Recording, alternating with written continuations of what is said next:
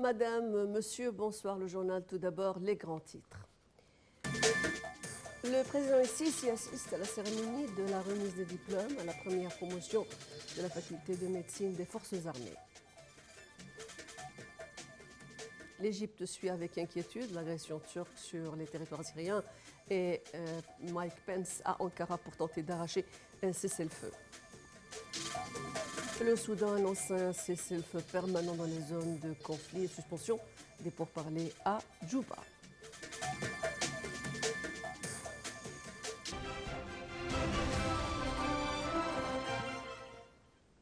Nos informations en détail.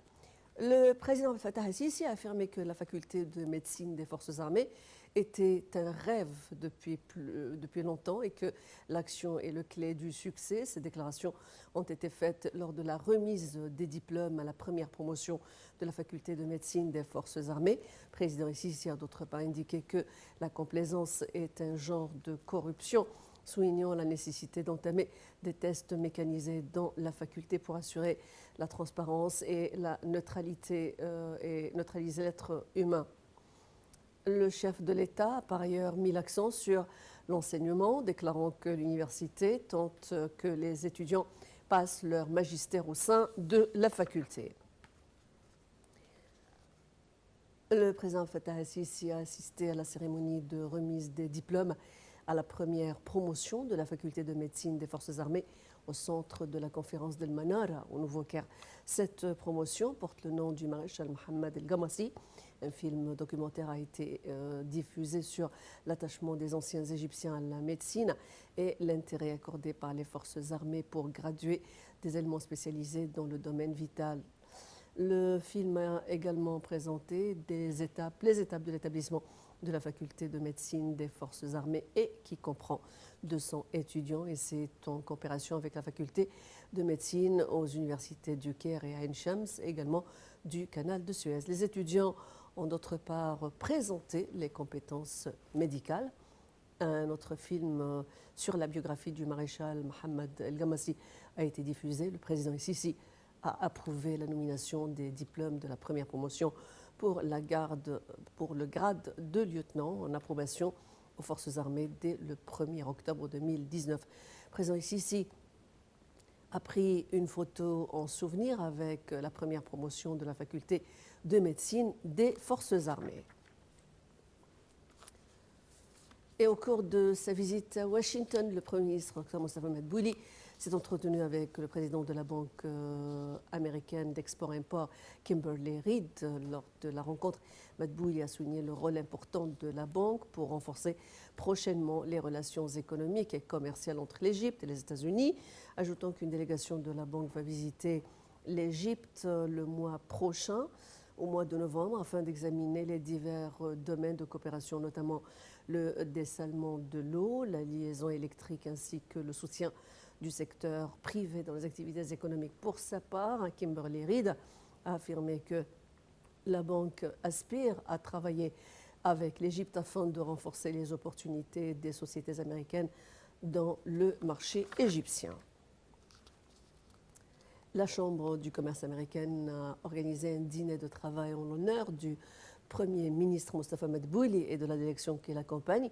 Lors de son allocution, Dr Madbouli a remercié la Chambre du commerce pour son rôle pivot dans le renforcement des relations économiques et commerciales entre l'Égypte et les États-Unis.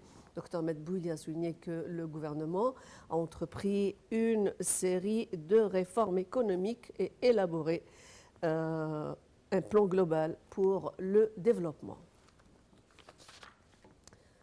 Le Premier ministre Dr Mostafa Madbouli a reçu également le président directeur général de la compagnie pétrolière américaine Apache, John Christman. Au cours de la rencontre, M. Madbouli a salué la coopération existante avec la compagnie aspirant à davantage d'investissements en Égypte. De son côté, M. Christman a affirmé que la compagnie estime que le secteur du pétrole en Égypte aura un avenir prometteur, notamment à la lumière du grand développement réalisé dans ce secteur. Au cours de sa visite aux États-Unis, le Premier ministre Dr Mostafa Madbouli s'est entretenu avec le secrétaire américain au Trésor Steven Mnuchin.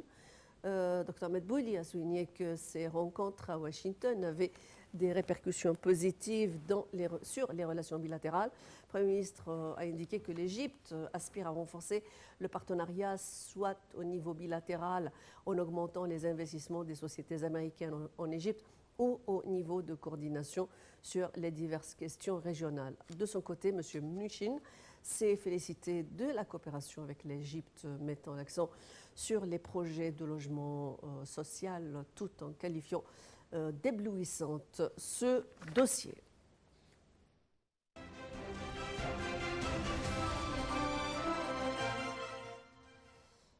L'Égypte suit avec inquiétude de l'agression turque sur les territoires syriens, violant les principes de la loi internationale. L'Égypte a également indiqué que cette agression a provoqué de graves répercussions sur la situation humanitaire, signalant la mort et le déplacement de dizaines de milliers, outre le règlement politique de la crise en Syrie. Dans un communiqué publié par le ministère des Affaires étrangères, l'Égypte a confirmé que la déclaration de l'Union européenne est claire, refusant et condamnant les violations turques. Et dans ce contexte, l'Égypte a salué la dernière position du président américain Donald Trump, refusant les violations turques et imposant des sanctions primaires contre le régime turc. Le chef de la diplomatie française, Jean-Yves Le Drian, a mis l'accent sur les risques d'attentats turcs sur le nord-est de la Syrie. Dans une conférence de presse tenue avec son homologue irakien, Le Drian a affirmé que les prisons des terroristes doivent être bien sécurisées. D'autre part, l'armée turque et ses supplétifs syriens ont avancé aujourd'hui vers Ain el-Arab ou Ras el-Ain, contrôlant désormais près de la moitié de cette ville frontalière syrienne au 8e jour de leur offensive contre les forces kurdes dans le nord-est de la Syrie. C'est ce qu'a rapporté une ONG, notant que l'offensive turque a depuis le 9 octobre fait au moins 72 morts parmi les civils en Syrie et 203 parmi les combattants FDS selon un dernier bilan rendu public par l'OSDH. La chancelière allemande Angela Merkel a appelé ensemble la Turquie à cesser son opération contre les forces kurdes en Syrie qui risque de créer une situation humanitaire insoutenable et d'aider Daesh à réémerger. Face à cette situation, nous resterons très coordonnés, comme nous l'avons été pour signifier aux Turcs la fin de toutes nos ventes d'armes, mais également sur les initiatives à prendre dans les prochaines heures et les prochains jours. C'est ce qu'a conclu la chancelière allemande Angela Merkel. Le vice-président américain Mike Pence, dépêché par Donald Trump en Turquie, va tenter aujourd'hui d'arracher un cessez-le-feu au président turc Recep Erdogan, qui a sommé les forces kurdes de déposer les armes et de se retirer du nord de la Syrie. Selon le secrétaire américain au Trésor Steven Mnuchin, d'autres sanctions américaines sont en préparation en cas de non-accord. Vivement critiqué à Washington pour avoir semblé donner son feu vert à l'opération turque, le président américain a depuis exhorté Ankara à stopper son offensive et autoriser des sanctions contre la Turquie.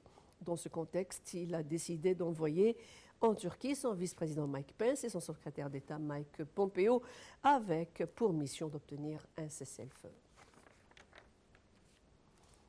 Le Soudan a annoncé un cessez-le-feu permanent dans les zones de conflit au moment où les pourparlers de paix entre Khartoum et le mouvement populaire de libération du Soudan ont été suspendus à Juba avant même d'avoir débuté, prétendant que les forces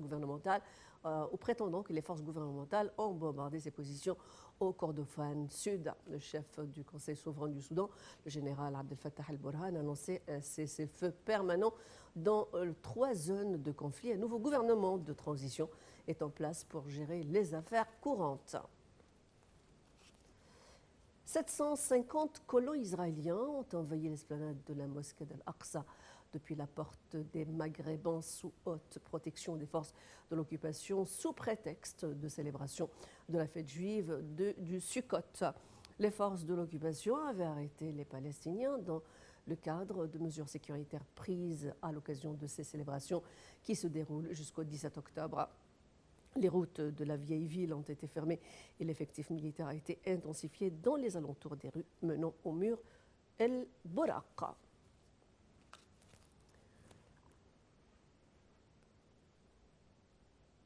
Le chef des négociateurs de l'Union européenne sur le Brexit, Michel Barnier, s'est félicité d'un accord juste, je cite, et raisonnable sur la sortie du Royaume-Uni aujourd'hui au cours d'une conférence de presse. Selon M. Barnier, le Premier ministre britannique Boris Johnson s'est montré confiant dans sa capacité à obtenir le soutien de son Parlement au cours de sa conversation téléphonique avec le président de la Commission européenne, Jean-Claude Juncker.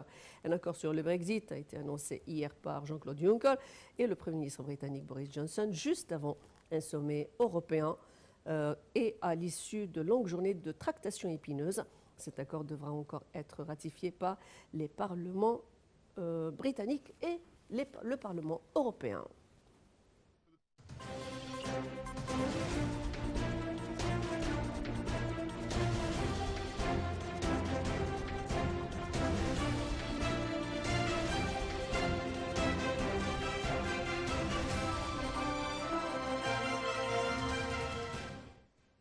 Les responsables de la Banque mondiale ont loué les réformes législatives et institutionnelles prises par l'Égypte, contribuant à améliorer le climat de l'investissement et transformant l'Égypte en un pays pour l'investissement étranger en Afrique. En marge des réunions annuelles de la Banque à Washington, les responsables ont indiqué que ces améliorations sont dues au programme du gouvernement et l'augmentation progressive du volume des investissements du secteur privé ainsi que le renforcement du développement économique, ce qui a ramené l'Égypte sur la carte des investissements mondiaux.